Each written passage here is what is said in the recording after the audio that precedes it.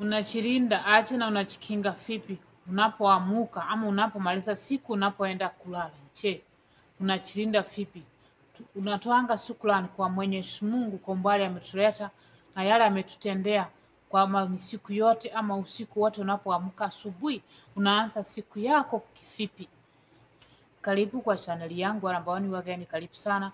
Wacha neema ya Bwana ikawatoshe. Returning subscriber, returning viewers, Mungu akazidi kuwabariki, Mungu akazidi kuwa juu ya maisha yenu. Wacha neema ya Bwana ikawabariki. Naenda kusoma andiko la Bwana kutoka kitabu cha Waefeso sura ya 6. Ndasoma mstari wa 10 kuteremka hadi mstari wa 14. Usikie venye Biblia inatuambia. Hatimaye na watakeni muwe imara katika kuungana na Bwana na kwa msaada wa nguvu yake kuu. Mstari wa 11. Faeni silaha anazowapeeni Mungu mupate kusipinga mbinu mbaya za ibilisi. Maana vita vyetu si vita kati yetu na binadamu, bali ni vita vya dhidi ya jeshi ovu la ulimwengu wa roho.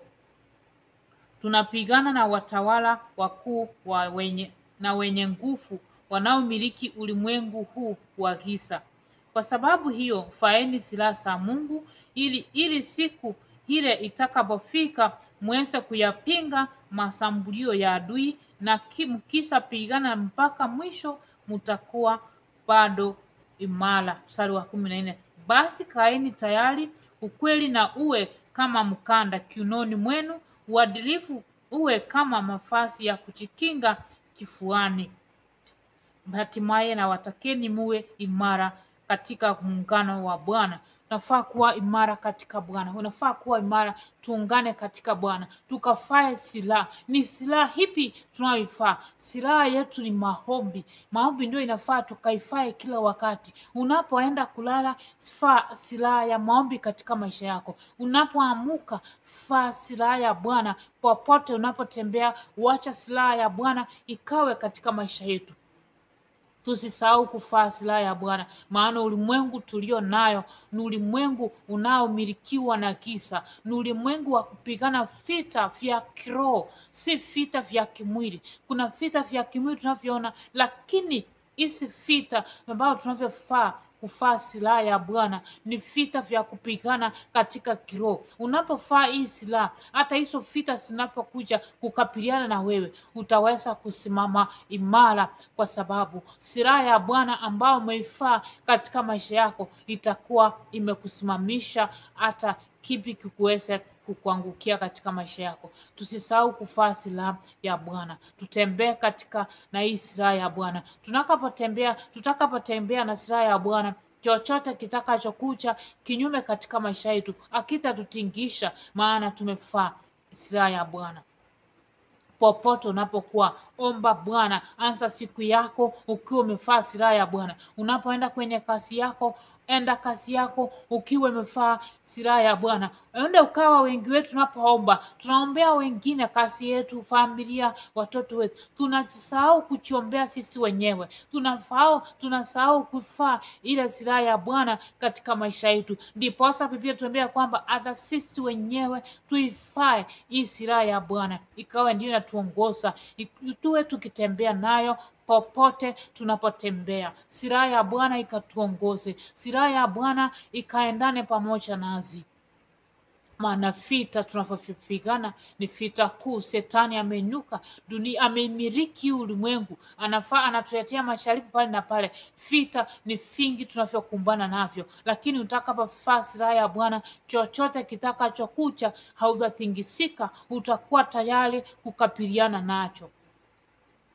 Ndivyo nikajulisha kwamba unafaa silaha ya Bwana unapoamuka, unapoenda kulala, popote unapokuwa, kila wakati. Wacha tufaa hii silaha ya Bwana, maana ujui Shetani atatokea upande gani.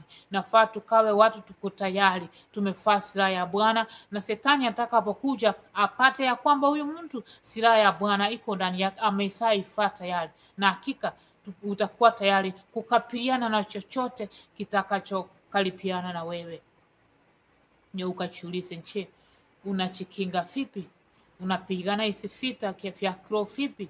Ama tunaombea wengine tunajisahau, ama unaenda tunakuamuka bila kuambia Mungu ni asante umbali umetuleta, maana si jambo la kawaida. Ni wengi tulianza mwaka pamoja na wao hawajafika huu wakati. Kuna wale tulianza hii siku pamoja na wao lakini hawajaiona hii masaa. Kuna wale kupumua kwa mwisho katika ulimwengu huu. Nje hilo sasa wale tukaamba tuko tayari tunalichukua ni kama jambo la kawaida. Tusichukulie vile tulivyo kama jambo la kawaida. Tumshukuru Mungu umbali ametuleta, maana hatuko vyema ama hatuko wazuri kuliko wale wameenda ama wamekufa. Ni kwa sababu Mungu upendo wake kwetu bado hajakamilisha yale ambao alituumba sisi tuyafanye. Wacha tukaendelea kumshukuru Bwana, wacha tukaombe Mungu akatuongoze, maana kila kitu tunachofanya Mungu akiwa upande wetu, Mungu akiwa ni yeye anatuongoza, kila kitu kitakuwa sawa. Hakuna kitu ambayo hakiwezekani Mungu anapokuwa upande wetu. Wacha akatuongoze, wacha akatuhifadhi, wacha tuwe kwamba Mungu atatembea pamoja nasi na ataweka kila mambo yakawe salama katika maisha yetu. Usisahau kuvaa silaha ya Bwana popote unapokuwa. Vaa hiyo silaha ya Bwana, kuwa kwenye maombi. Shukuru Mungu kwa anapokuleta kutoka hii masaa katika masaa mengine. Ambia Mungu ni asante, nimeona hii masaa, jina lako litukuzwe, neema na utukufu zikakurudie milele, maana si jambo la kawaida. Sijakuwa mzuri mbele zako, lakini kwa upendo wako umeweza kunifikisha mahala hapa, na unaendelea kunilinda na kunihifadhi, kuniepusha na mabaya yote yanayoinuka kinyume katika maisha yangu. Na hakika Mungu atazidi kutuinua, atazidi kutulinda, atazidi kutuhifadhi, maana yeye ndiye tegemeo, ndio kimbio, ndio msaada wa karibu. Hatuna mwingine wa kukimbilia ila yeye. Pia wewe endelea kumwambia Mungu ni asante. Wacha Mungu akatuongoze, wacha Mungu akatuhifadhi, wacha Mungu akatutawale, akaandamane pamoja nasi, na kila kitu kitakuwa sawa katika maisha yetu. Wewe tu kajioji, wewe tu kajiulize kama unafanga silaha ya Bwana jinsi inavyowezekana ama jinsi inavyotakikana, na Mungu akatulinde. Neema ya Bwana ikazidi kuwa juu ya maisha yetu milele na milele. Vaa silaha ya Bwana popote ulipo, usisahau. Hiyo ndio kinga, hiyo ndio kitu kitakachokusimamisha chochote kitakachoinuka kinyume, maana Shetani yeye yu tayari mpaka hadi mwisho, hawezi koma. Alikuwa kutoka wakati wa Adamu na Eve na bado yuko na ataendelea kuwa. Ataleta majaribu, atakiona ili ameshindwa, atakuja na lingine, akiona hajafaulu anakuja, hachoki. Pia na sisi tusichoke kuvaa silaha ya Bwana, ikuwe ndio kinga, ikuwe ndio kitu kitatusimamisha imara bila kutingishika.